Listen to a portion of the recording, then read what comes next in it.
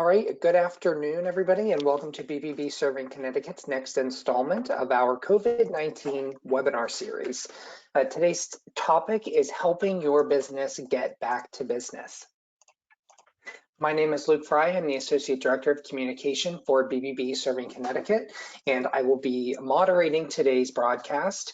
I also have a great staff member, Joni Green, who's going to be helping out with our Q&A later on in the webinar. Just a reminder, everybody is in mute, and if you have any questions, please feel free to type them in the questions box, and we will try to cover them all during our Q&A. If you have called into today's broadcast, we're not able to take any of your questions at this time. Also, today's PowerPoint is available to download, so if you have called in from your computer, you can go over to the Handouts tab and download today's slide deck. If you have to leave the broadcast early for any reason or want to go back and hear something again, all participants will be receiving an email with a link to the full video of today's broadcast.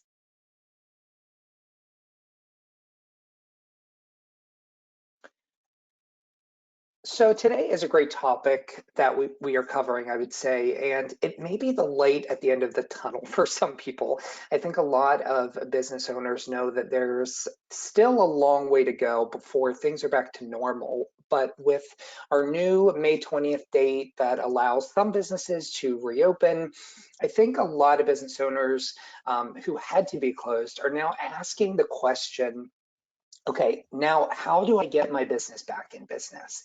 And that sort of leads me to today's speaker, who is Michael Kalman, CEO of Media Crossing. Michael, thank you so much for joining us today. We are so glad to have you here. And for the time being, I'm actually going to turn things over to you, and then we will be doing some Q&A after Michael is all done. Thank you very much. I'm thrilled to be here. Jackie reached out. Luke, you've been terrific. We started our journey at Media Crossing. We changed a lot of marketing, and the idea was to talk about how we're going to help your business get back to business. So the outline today is that we're going to talk a little bit about Media Crossing, our background. We're going to share how we think COVID has radically changed everything for so many. We're going to offer some strategies and tactics and how we helped ourselves get back to business. And we're going to share some tools any entrepreneur can use to recast and redefine their business. We're going to share some initial results we've seen in about 45, 50 short days and answer questions from the group. So Luke, if you could advance, that would be great. So since 2012, Media Crossing built a platform that helps small to mid-sized businesses get access to the same tools and technology that the largest agencies provide the largest clients. And what we know right now is that is in desperate need more than ever before. Next slide. So let's talk about what's happened in our business. COVID has been a game changer for everybody, especially small businesses. And let's just share what we think has happened. There's definitely been a shock to the economy. Your consumers' behavior has radically changed. Retail has gone online. Curbside pickup is the norm. Homeschooling and social distancing is something that we're all adding to our vernacular. Your employees are working home and they're most likely working with limited hours. Chances are you've lost business. If you had a store where face-to-face contact was the norm, walk-in traffic is non-existent right now, and a crippled economy is a hard place to grow a business. Let's just talk about how I think we can help. If you want to advance, Luke. So Media Crossing helps advertisers plan and run media, and in many cases, we're helping create awareness for small clients, mid-sized clients, to share with the world what they're doing to modify their business, especially in tough times. Our business has 20 employees, currently all working remote, and they're really facing the same challenges that probably everyone on this call is facing. But I want to share with you the strategy we've employed to fight back. Next slide. Very simply put, we had a sparsely staffed new business department at Media Crossing. Most of the new business we secured was as a result of referral, word of mouth, organic growth. So for the last 6 years, Media Crossing's grown at between 27 and 35% just based on both organic growth and referrals. And we've had to quickly adapt to filling a sales pipeline in a very short period of time to replace business that was lost because of COVID-19. Next slide, please. So I'm going to take a second to boast. We were voted one of the fastest growing tech companies in Connecticut by the Markham Top Tech 40 in 2019. We achieved great status with the Inc. 5000, the Connecticut Tech Awards, the Tech Tribune, and the Forbes Agency Council. But frankly, none of that matters unless we're continuously figuring out strategies to grow our business. So what I would say is that we had to look inward and we had to figure out what worked for our clients. The kinds of strategies that we would normally recommend for a client to introduce in a product is specifically what we're doing for ourselves. So next slide, Luke. I can share with you our story, and it might not have a complete application as to how it relates to your business, but I think it's important to level set that the stay-at-home orders and restrictions on large gatherings has really affected our business. Two of our largest clients, one of them is in the live event space, the family live event space, and one of them is one of the largest business schools in the world. In both those cases, those clients have paused significant aspects of their business because of the stay-at-home regulations, and other advertisers cut back. And so the most important thing our team had to do was figure out what a new business pipeline strategy was, because again, we had to replace the business that was lost from some of the other clients that would normally be running this time of the year. So we targeted clients, we built a sales infrastructure, and now we've built a marketing infrastructure to generate content in a world where we never really had to do that before. Next slide.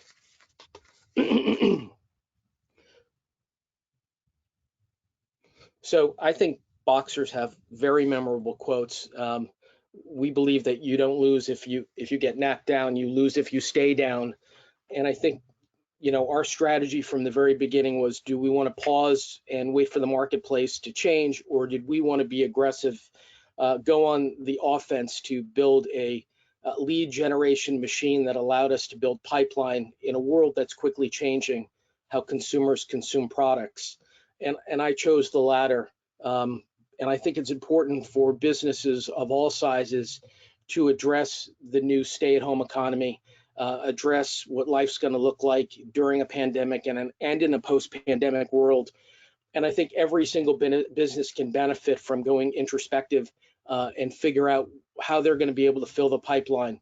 I don't think, especially for Connecticut, it's time for anybody to give up and close their doors. I actually think that the state's comprised of some very bright people with great products and innovation. And whether you're a large business or a small business, I think you can apply some of these strategies to your own business. Luke, next slide. So, rather than simply weather the storm, we chose to make ourselves stronger than ever and fight back. This was the most important thing. So the weathering of the storm for us was a handful of things we did. Number one, it was important to protect our employees. Knock on wood, our employees, we probably closed a little bit earlier than some of the other businesses in Connecticut. Our employees are all empowered with laptops and they could work at home. Number two, it was important for us to preserve cash.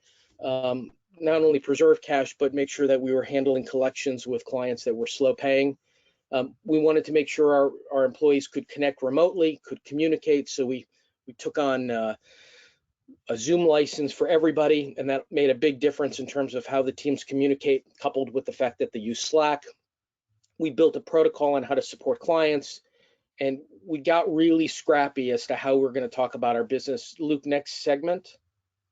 So we went from weathering the storm to boot camp, and getting scrappy meant that we were going to repurpose talent, we were going to repurpose systems, we were going to re-pivot our brand, we were going to redevelop our website, and we were going to evolve our offering. So our old offering was frankly large clients that could spend millions of dollars a year on products that in a COVID world might not be the products that everybody's searching for. So we had to redesign the business to service the stay-at-home economy.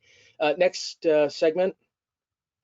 So we went from boot camp to fight back to evolving the offering, building a marketing protocol, running advertising to support our brand, and driving lead gen and sales. And all of this took place in literally 60 days. So the kind of work we would normally be hired by a client to do in terms of consulting, building strategy, building plans, and building content and running advertising campaigns, we frankly spent the last 60 days doing for ourselves. I always tell our team it's kind of like the shoemaker whose kids have no shoes for years and years. And finally, we just decided to be introspective and build these tools to benefit Media Crossing. And I think the payoff has been great. Next slide, please.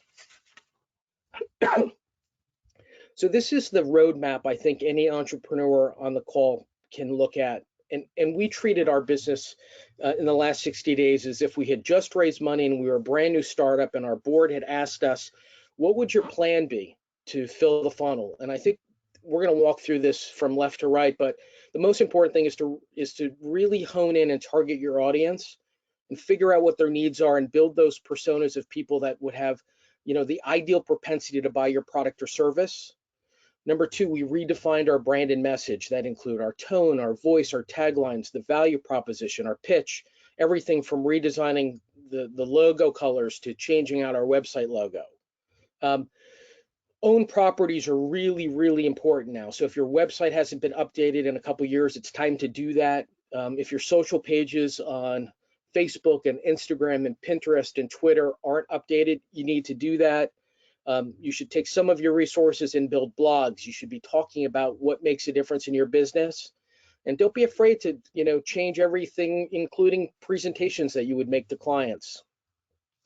Systems are super important because you can do all this planning, but unless you build an infrastructure with systems to support a marketing calendar, marketing automation, building CRM, and building landing pages and forms with gated content, I think you're losing an opportunity to build valuable one-to-one relationships with your customer. When we talk about marketing automation, for those who don't know, it could be Pardot, it could be Marketo, it could be HubSpot, but it's anywhere where you can automate some of the process of building that one-to-one relationship with customers. I found solace in the last 60 days with a dedicated team at our company building COVID-19 resources that we posted on our site. Everything was really about back to business. Again, we talk about gated content. For those that don't know what a gated content piece is that is where somebody has to leave their name and email address before they can receive the information you're providing. And certainly Instagram videos and white papers. Instagram videos, just for those that don't know, we found a resource in Europe that does a video for under $150. We can build these at scale and we can push them out in a matter of days. And then finally, our business is about running advertising. It's about running Google AdWords accounts and LinkedIn and Facebook and Instagram. And for the first time in 8 years, Media Crossing established a go-to-market strategy and a budget to run those tactics. And we're not talking tens of thousands of dollars a month. I think we're talking a few thousand against each one to get the right tone and voice out about our business and what we've built. Next slide. So in a few short months, the output for us is brand refresh and website relaunch, series of blog posts, and Inc. magazine saw all the work we've been doing and they picked us up and wrote a nice piece about our team. We've done a fair amount of social activation using Facebook, Twitter, LinkedIn, Instagram, and YouTube. We've created videos at a low cost. And again, our business is paid media activation, and we've done that. So I think that the big goal for us since March 16th is to build a machine that generates leads. So if you own a store, your strategy is going to be a little bit different because you're not looking for leads to have a sales conversation. You're frankly looking for website traffic where you're getting people to transact. But our website traffic is really 2 to 3 times what it once was. 86% of that traffic is new visitors to Media Crossing. We've added 20 new contacts that are all, qualified companies we can call on with our services. We've produced 4 new leads, and we're about to sign our second client in 30 days. So the same type of thinking we put against what we would have done for a client, we did for ourselves. And I think it's important for us to share that this is not a one and done type of project for the team. This is a continuous evolving maturing process that we'll probably have in place long after the pandemic goes away. Next slide, please. So look, the most important thing for us was to remain humble, hungry, human. We wanted to be curious. We wanted to stay tenacious. We wanted to be the thinkers and doers that small and mid-sized brands could rely on. So we put a number of steps in place. Number one, it was get up and start fighting back for your employees and your clients and your customers. Number two, surround yourself with the best people and empower them to succeed. I want to hear the best ideas from people and let them run at it. We want to play to the strengths that got us to where we are today. We've had tremendous growth over 8 years. We certainly weren't going to let a pandemic get in the way of us having continued growth. We wanted to have a relentless commitment to try new things and exceed expectations. So some of the things that we pushed out, especially around COVID and addressing the pandemic head on, is something that we'd obviously never done before, but we're not seeing a lot of our competitors doing as well. And I think the most important thing is to harness the passion and the enthusiasm of the team to drive innovation. And I think all of you on this phone have teams that are sitting around hoping for the business climate to change. And I can tell you that our belief is that the business climate is not going to change. The business climate is what it is. And the only thing that we can design is our own change and how we address that. So what we've done is we've created a new model that is specifically designed for smaller businesses that are trying to talk about their business and what they've done to adapt. Can you go to the next slide, Luke, please? And our latest product is really designed for that small to mid-sized company that's really never put a lot of budget against advertising.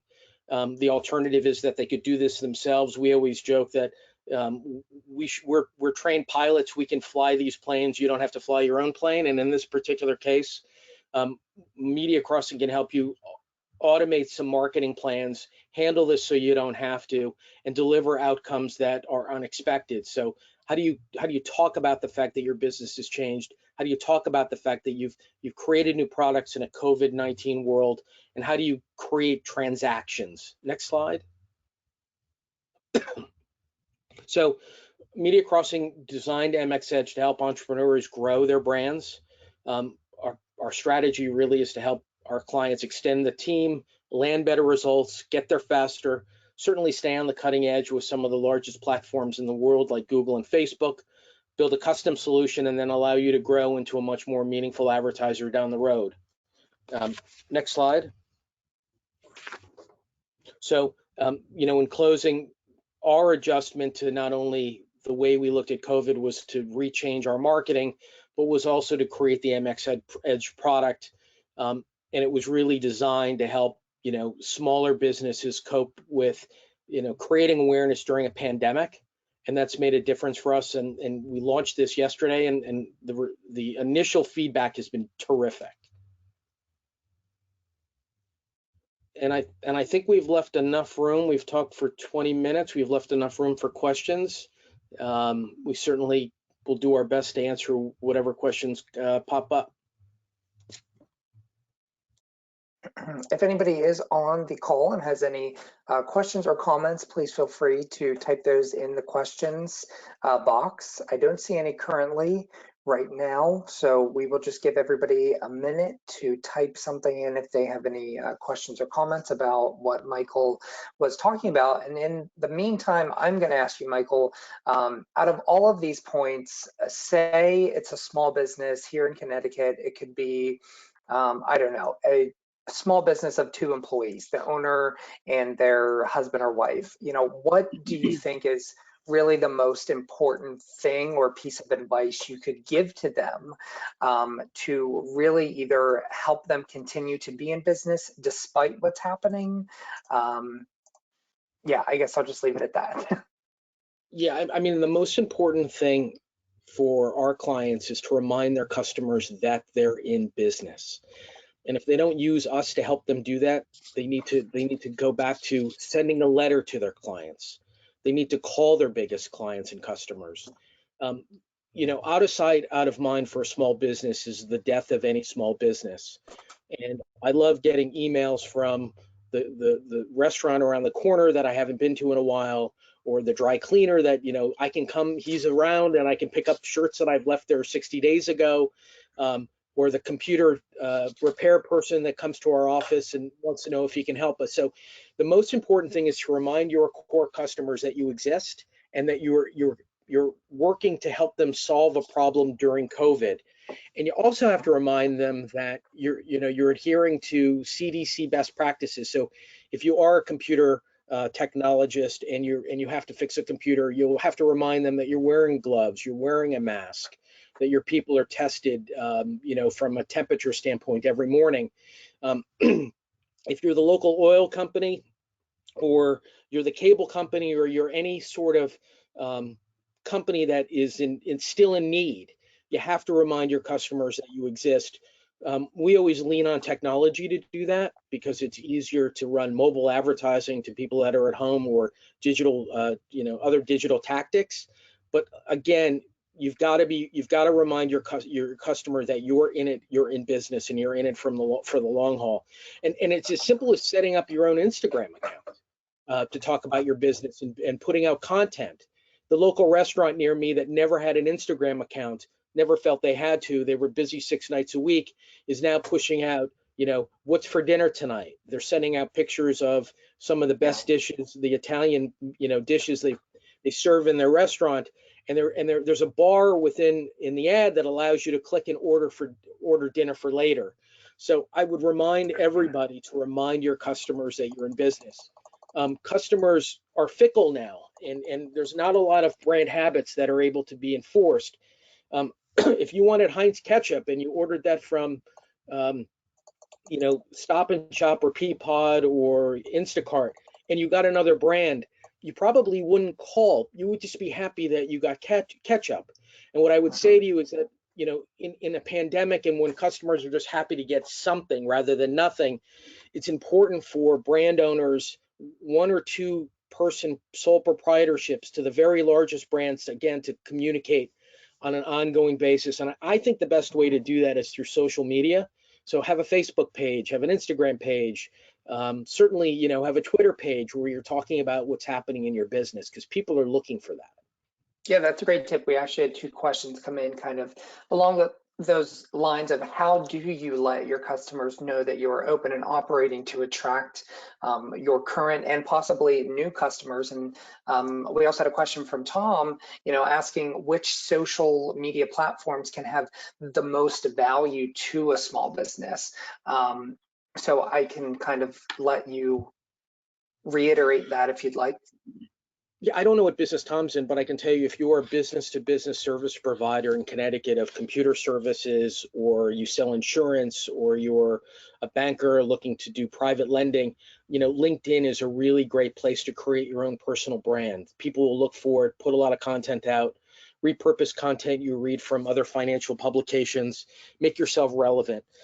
If you own a retail store, or you have a seasonal service, maybe it's lawn care, having an Instagram presence and starting to build that organically is really, really important. The scariest thing we hear when we talk to small businesses is that they never kept a list of who their customers are. And so the idea of running an email campaign is really just like a circus, because they remember who came in, but they didn't have their email address. Maybe they have a telephone number. And so there's a number of products that, you can load in where you can start go back to putting their telephone number in, having a text relationship with some of your clients. Ultimately, I think in a post-pandemic world, small to mid to large businesses are going to should try to do a better job keeping records of the people that have transacted with them before. So if you're a seasonal business, like a painting service that does house painting, or driveway repair and resealing, or you're a chimney sweep, like all these companies, literally, if they don't do a good job with keeping records of who their customers are, every year around the time they have to launch their service, they have to start from square one. And what I would suggest, we have to just really recommend that our clients do a really good job of remembering, using tools, who's transacted with them before. I hope that was helpful. Sure, yeah, I think it was. And then also, being in communications is also content too. I think a lot of small businesses get scared to have all these pages, Facebook, Twitter, and then not really keeping up with them or posting relevant content or kind of keeping their customers or followers engaged to a point too. So, I don't know which one is best, like you said. However, knowing your consumer, knowing your customers is important. And then also, I would say, whatever pages you have, keeping your followers engaged would also be important in my list. Yeah, I Do mean, you I agree think with that's that? true. Yeah, I mean, it used to be that businesses of all types, 15, 20 years ago relied on the yellow pages. And if you didn't have a proper placement in the yellow pages, somebody that was an intender wouldn't find your brand. Now, if you want to be in business, you literally have to have a social presence, and there is no excuse not to do that. And you have to. It's mandatory. And if you're again a business to business provider, you should have your business on LinkedIn. If you're a restaurant or a bakery or a car dealer, you should have a presence on Instagram and Facebook.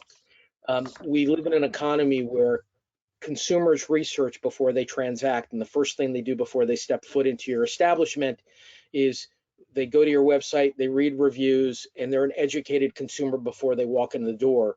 And so what I would say is that the sales that you would normally put in face to face with a customer has to happen in a pre-sale process using the tools that are available to everybody.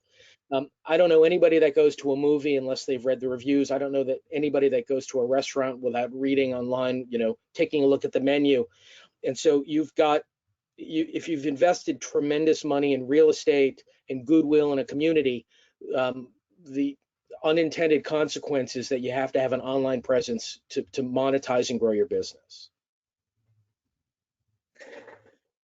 And then also, I guess I just had a question too. I've seen a lot of small businesses kind of take their retail online. So, having a website and allowing their customers to order products online when previously they didn't have that option.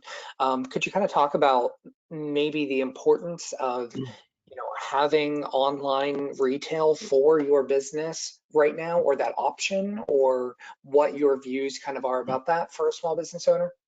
Yeah, no, that's a tremendous question. More than half of our clients have what we call DTC, direct to consumer. And those are the clients that have seen enormous growth in a marketplace where people aren't going to bricks and mortar to transact. One of the best performing stocks in the last 60 days has been Shopify, and there's no surprise. Anybody with a small business that wants to continue selling in a stay-at-home economy is building sites that are strictly designed to help clients, buy stuff, and that's not going to stop. I think your question is a really smart one, because if you have any sort of product you can sell online, you should definitely have a site where people can transact in a frictionless, method. If you sell a service, if you sell lawn care, we go through the list. You can sell services using your site where people can check out with Apple Pay, and the retailers and the businesses that are going to win in this new economy are going to be the ones that make their services or their products accessible to everybody without having to have a face-to-face conversation with the customer. We have a joke. It's sort of like mailbox money. The next morning you wake up and you see all the orders that came in overnight when people were surfing the web. As an aside, we have a client on the West Coast. Their biggest single day, even bigger than Black Friday, was the Monday following the stimulus checks coming out. They had an incredible day of sales, and sales were facilitated by their online store. If they didn't have that online store, they would have lost the opportunity to transact. And I think everybody should be considering how they can sell their products online, utilizing the tools that are available to everybody.